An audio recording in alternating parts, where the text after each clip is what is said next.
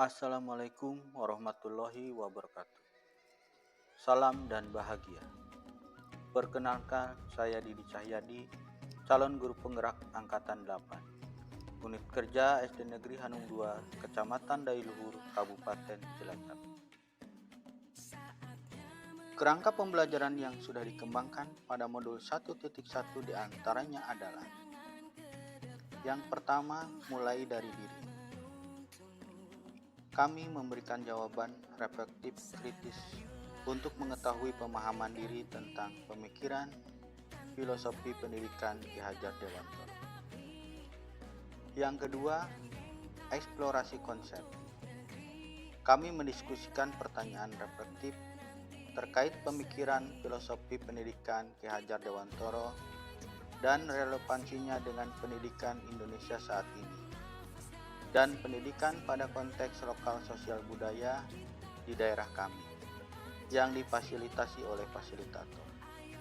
Selanjutnya, kami berbagi pengalaman praktik baik melalui presentasi tentang penerapan pemikiran filosofis pendidikan Ki Hajar Dewantoro pada konteks lokal sosial budaya di daerah secara virtual.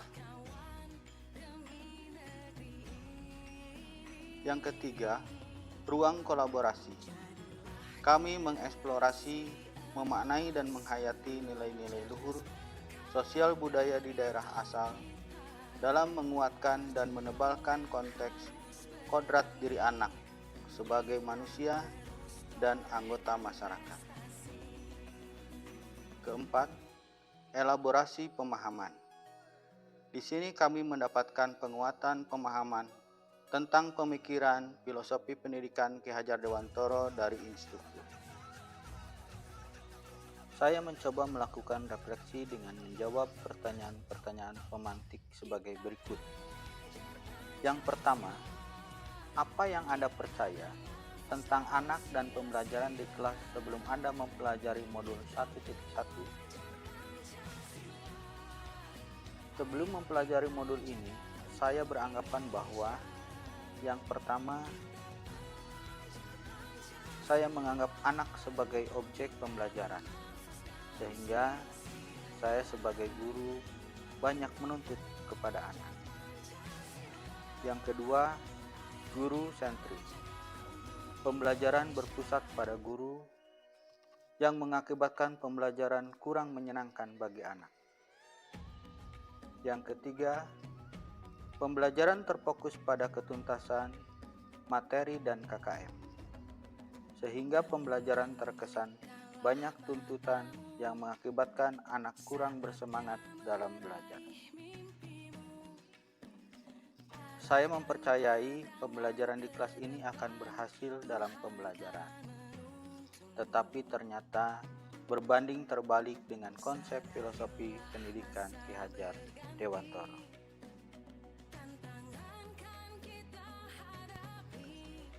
Pertanyaan pemantik yang kedua adalah, apa yang berubah dari pemikiran atau perilaku Anda setelah mempelajari modul ini?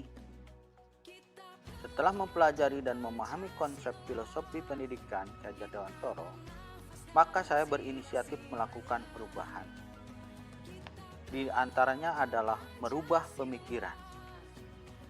Yang pertama, menuntun, bukan menuntut, yaitu mengarahkan mana yang baik dan tidak baik. Selanjutnya, guru bukan satu-satunya sumber belajar. Kita bisa memanfaatkan lingkungan sebagai sumber belajar. Kemudian, pembelajaran berpusat pada anak. Maka pembelajaran akan lebih aktif karena anak terlibat dalam pembelajaran, sehingga mereka dapat mengkonstruksikan pengetahuannya. Dan yang terakhir adalah menghargai karakteristik setiap anak. Karena saya sekarang menyadari bahwa setiap anak mempunyai karakteristik yang berbeda. Jadi, kita harus menghargai nilai-nilai kemanusiaan pada anak. Perubahan selanjutnya adalah merubah perilaku. Di antaranya, Mengemas pembelajaran yang menarik. Anak usia sekolah dasar karakternya senang bermain, sehingga metode pembelajaran lebih diutamakan dengan metode permainan. Selanjutnya, menyesuaikan dengan karakter anak.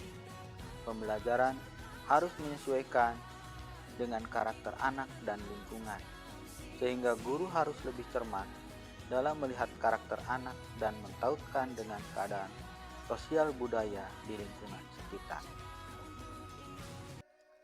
Dan yang terakhir adalah memberi kebebasan kepada anak.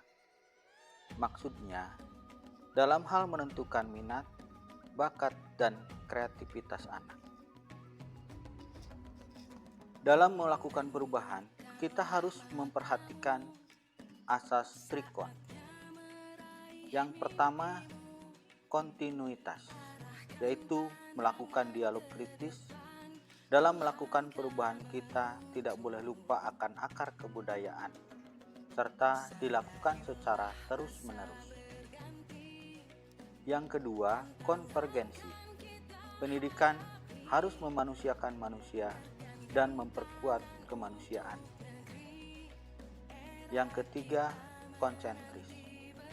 Walaupun harus berpedoman pada sumbu yang sama, tapi pendidikan harus menghargai keragaman pembelajar, karena setiap orang memiliki karakter dan kemampuan yang berbeda. Alur dan refleksi yang sudah saya lalui, saya menarik sebuah kesimpulan dari beberapa faktor. Yang pertama, menuntun. Pendidikan bertujuan untuk menuntun, memfasilitasi atau membentuk anak untuk menebalkan garis samar-samar agar dapat memperbaiki lakunya untuk menjadi manusia seutuhnya. Jadi, anak bukanlah kertas kosong yang bisa digambar sesuai keinginan orang dewasa. Selanjutnya, kodrat alam.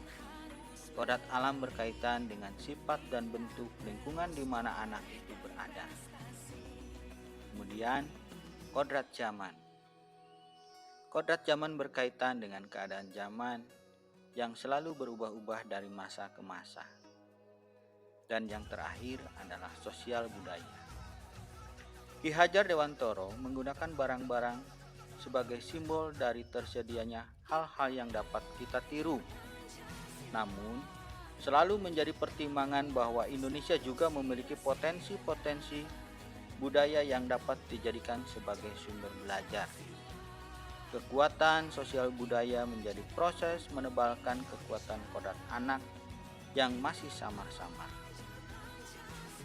Faktor-faktor itu saling berkaitan dan merupakan suatu kesatuan yang tidak dapat dipisahkan. Jadi, pendidikan memberi tuntunan terhadap segala kekuatan kodrat yang dimiliki anak, agar ia mampu mencapai keselamatan dan kebahagiaan yang setinggi-tingginya, baik sebagai seorang manusia maupun sebagai anggota masyarakat. Sekian paparan saya tentang koneksi antar materi filosofi pemikiran Ki Hajar Dewantoro.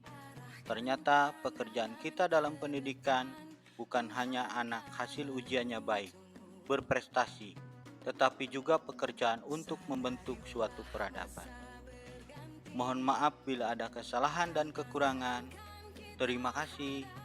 Wassalamualaikum warahmatullahi wabarakatuh. Salam dan bahagia.